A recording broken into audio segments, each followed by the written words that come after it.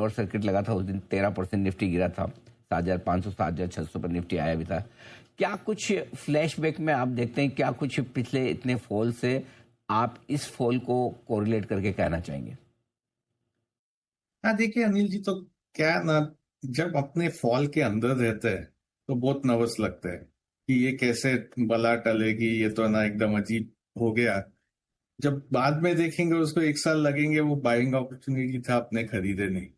तो हमने एक रिपोर्ट किया था कि भाई पिछले जितने भी जंग हुए, थोड़े skirmish हुए, उसका बाजार पे क्या असर पड़ा है।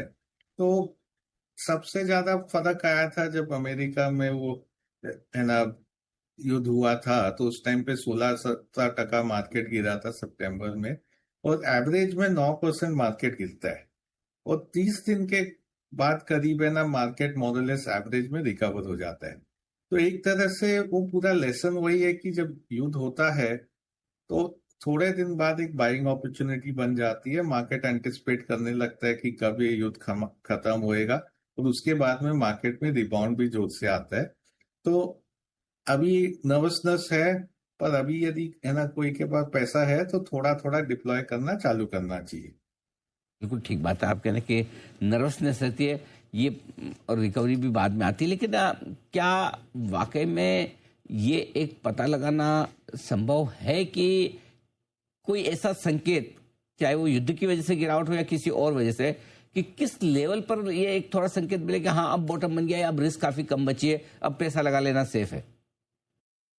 तो देखिए अभी इस क्या हो जाता है कि युद्ध के कारण यदि अपने सोचे कि भाई युद्ध 1 साल तक चलते रहेगा, तो है ना यदि है ना कच्चा तेल का भाव बढ़ते रहेगा, तो अपना जो मैक्रो फंडामेंटल्स था तो एकदम स्थिर हो गया था, अच्छा लग रहा था, वो पूरा हिल जाएगा। हर एक $10 यदि है ना क्रूड बढ़ जाता है तो अपना करंट अकाउंट डेफिसिट करीब 0.4% जीडीपी के कंपैरिजन में नीचे हो जाता है। तो यदि अपने सोचे कि भाई $100 का है ना कच्चा तेल का भाव एक तरह से 1 साल वही बेकरार रहेगा, तो करंट अकाउंट डेफिसिट फिर अच्छा नहीं लगेगा, तो इन्फ्लेशन भी बढ़ जाएगा, और फिर बाद में ना इकोनॉमी में भी स्लो डाउन हो जाएगा। जैसे अभी जो मार्च के रिजल्ट्स है, मार्च के नमूने इतने अच्छे नहीं आएंगे नतीजे, क्योंकि है ना कई इंडस्ट्री में गैस नहीं मिल रहा है, कहीं पे ना जो एक्सपोर्ट कर रहा है वहां पे एक्सपोर्ट रुक गया है क्योंकि ना फ्रेट कॉस्ट बढ़ चुके हैं। तो फंडामेंटल एक तरह से थोड़े खराब हो जाते हैं, और काफी है ना नंबर्स अच्छे नहीं आते।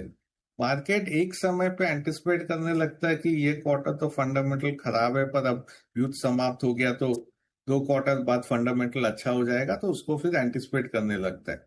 अभी युद्ध का भी जो है ना ट्रम्प के काफी ट्वीट्स आते जाते हैं, तो कभी ट्वीट में लगता है कि है ना युद्ध समाप्त होने वाला है, कभी लगता है कि ये अगला जो चालू कर दिया उसने, तो पता भी नहीं कि कब है ना खत्म होएगा कि नहीं। क्योंकि एक तरह से फ्राइडे को जब ट्वीट आया था तो लगा कि सब है ना हम लोग का तो जो ऑब्जेक्टिव्स थे वो है ना खत्म हो गए वॉर में, और अब है ना आगे हम लोग को है ना ज्यादा कुछ करना नहीं है।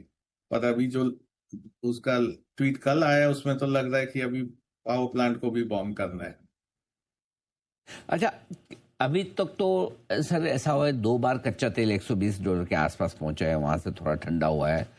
क्या ऐसा आपको लगता है कहाँ जाने पर बहुत बड़ी रिस्क हो सकती है, मार्केट धराशायी हो सकते हैं?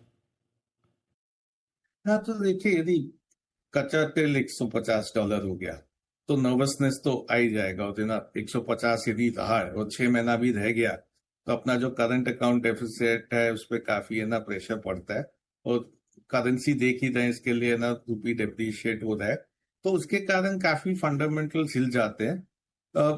जो तेल के फंडामेंटल्स है उस हिसाब से $150 जाके रहना नहीं चाहिए काफी दिन तक। पर जब वॉर रहता है तो कुछ है ना भरोसा नहीं, यदि बहुत ज्यादा है ना बॉम्बिंग चालू हो जाता है, 2-3 है ना ऑयल फील्ड को हिट कर देते हैं, तो वो हो सकता है। पर मेरे हिसाब से वो रहेगा एक आउटसाइड सिनेरियो, उसको एक टेल रिस्क गिनना चाहिए, हाई प्रोबेबिलिटी इवेंट नहीं गिनना चाहिए उसको। ठीक बात है, बिल्कुल ठीक है। अब आइए सर, कई बार ये होता है कि जब बाजार में आप जैसे कह भी रहे कि युद्ध के बाद जब भी ठीक होगा, जैसे भी होगा, लेकिन हर बार फिर जब रिकवरी होती, तेजी बनती है, तो लीडरशिप नहीं आती है। इस बार आपको क्या लगता है कहाँ से आएगी लीडरशिप? क्या तेजी में कौन से सेक्टर्स आगे रहेंगे? तो हम लोग के हिसाब से हम लोग काफी दिन से बोल रहे बाय डोमेस्टिक, और है ना वही एक तरह से बेकरार है हम लोग का थीम। बैंक्स अच्छा लग रहा है, अभी भी बैंक्स में गिरावट आई है काफी, तो एक तरह से बैंक में बाइंग अपॉर्चुनिटी है।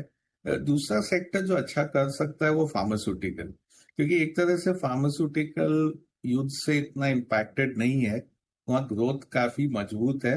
तो एक तरह से फार्मास्यूटिकल अच्छा लग रहा है कि वहां पे ना ग्रोथ भी आएगा अगले 2 साल, और है ना यदि युद्ध रहा या फिर है ना थोड़ा फ्रेट रेट ज्यादा भी रहा तो इतना असर उन पर नहीं पड़ेगा। सो फार्मास्यूटिकल एक दूसरा सेक्टर है जो हम लोग को अच्छा लग रहा है। अभी तीसरा, यदि ना युद्ध समाप्त हो गया और है ना तेल जोर से गिर गए, तो काफी जो गेनर्स है तेल के गिरने से, वो सेक्टर्स में ना गिरावट आई है शेयर प्राइसेस में, तो वहां एक बाउंस आ सकता है, पर उसके लिए फिर युद्ध समाप्त होकर कच्चा तेल गिरना चाहिए।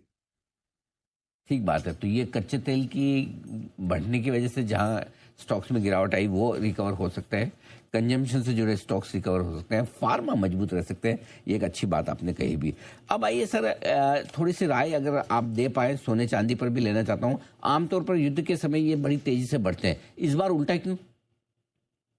तो एक चीज जो था कि ना पिछले 1 साल में जो सोना चांदी में बढ़त आई थी, और शायद पिछले शो में भी मैं बोला था कि कोई भी एसेट क्लास इसमें इतना तेजी से बढ़त आ जाती है ना, वो अगले साल अच्छा नहीं करता है।